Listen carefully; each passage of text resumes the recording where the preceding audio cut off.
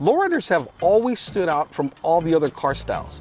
From the paint colors, the interior, the accessories, to the chrome, we're different. And you see that instantly when you see a car cruise by. Each car represents his or her lifestyle and their family.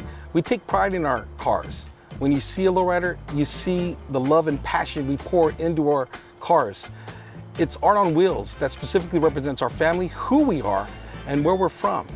And we love being unique and we love being different. And that's what makes lowriding special, is we get to create our own ideas and our own dreams in our cars, and we get to express that. Like I said, it's art on wheels, and each car represents that individual who's driving that car and what they're all about. Today I'll be talking about lowriding and how to customize your cars. We all have our unique style with different paint jobs, from murals to pinstriping to gold leafing.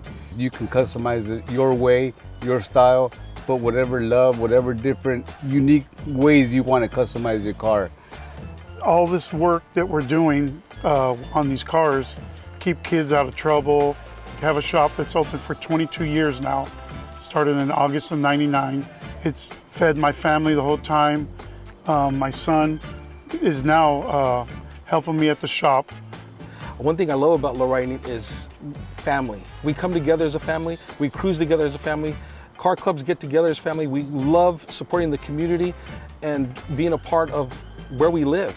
You see that specifically from the role models that are intertwined in the lowriding culture, from military to teachers to educators to public servants to city to state workers to big business owners and small business owners and all ethnicities, all walks of life. We love lowriding, and this is who we are, and this is what we love to do. I first got into lowriding from my father, actually, when I was 4. That's when I first started being interested in cars, and it got me through so many things. My first lowrider personally was when I was 14, a 64 Impala. From then, I ended up having 8 children, being a single mother, and I used what I knew best, which was lowriding, to give that outlet to my kids, to give them a passion for something, to show them hard work does pay off, and to use that as a weapon for myself against gangs, against violence, against drugs, to keep my kids' attention. And as long as I had their attention, then I had it all. And they now are members of their own car clubs, building their own lowriders, racing cars and lowriders. And now they talk to other kids about it. You know, with lowriding, there's a lot of stereotypes, and we're trying to break that. You know, I'm doing my best and my part into making lowriding positive, and just trying to get people to realize that this is what we love to do, and it shows. You know, there's a lot of blood, sweat, and tears that goes into this. You know, it's not just you know, negativity and all that. We're trying to break that, you know, and it's, you know, we just want people to know that we're good people, we're family people, we work hard, you know what I'm saying? It's heart, it's love, and that's what it's all about for me.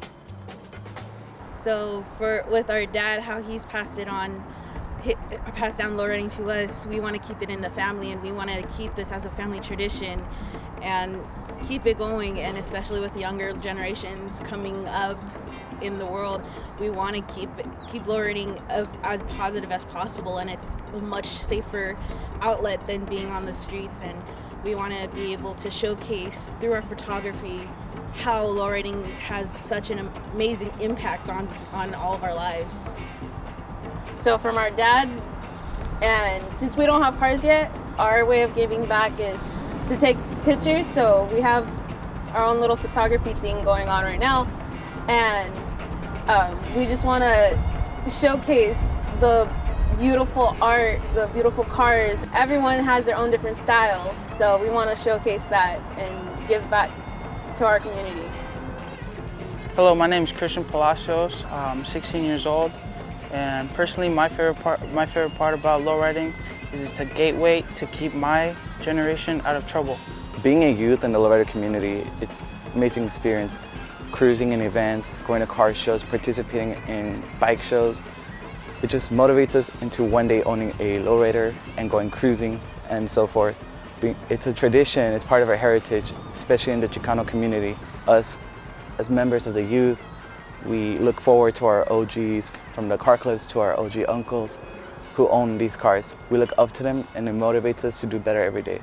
It also keeps a lot of us out from going to the streets, from participating in gangs. This is an art and it should not be banned in the city. One thing that you don't really get to hear a lot about is how the low riding culture is therapeutic. Me, myself, being a 21-year Navy vet, being active duty for all those years, I got diagnosed with PTSD and anxiety from being in a high operational tempo.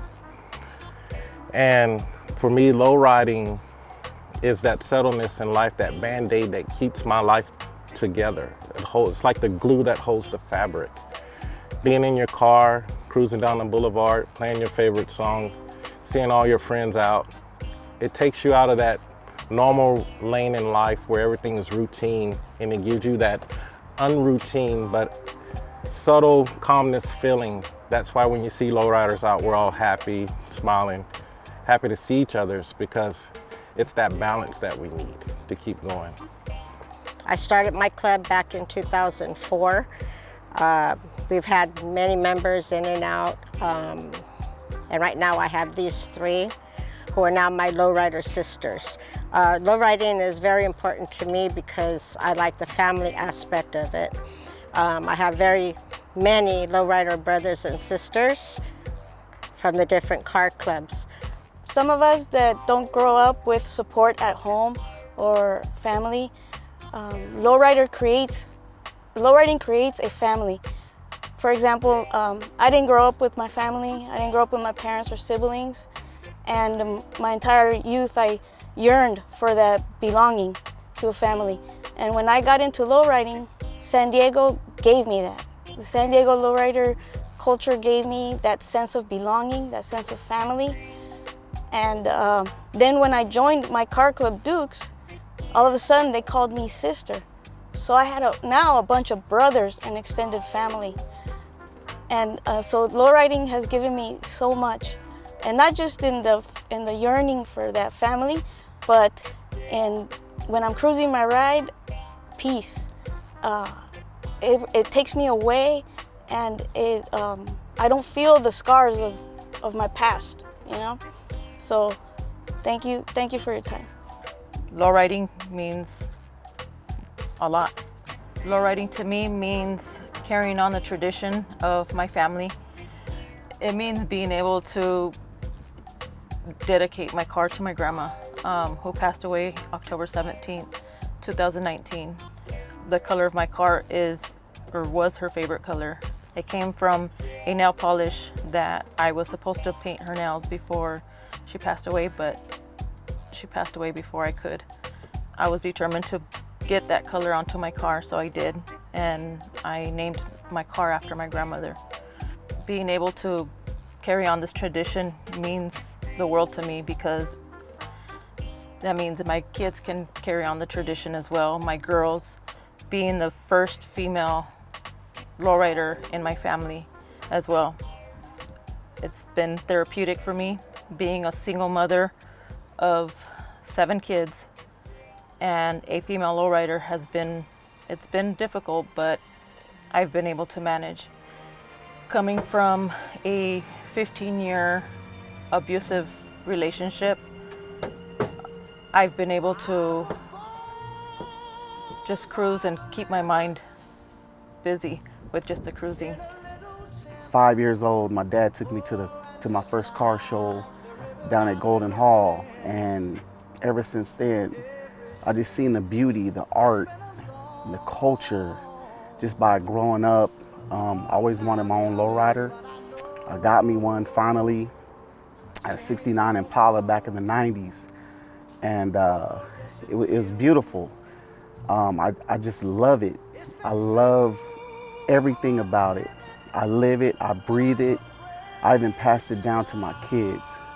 We need to bring cruising back to Highland Avenue in National City, because there's a no cruising ordinance right now.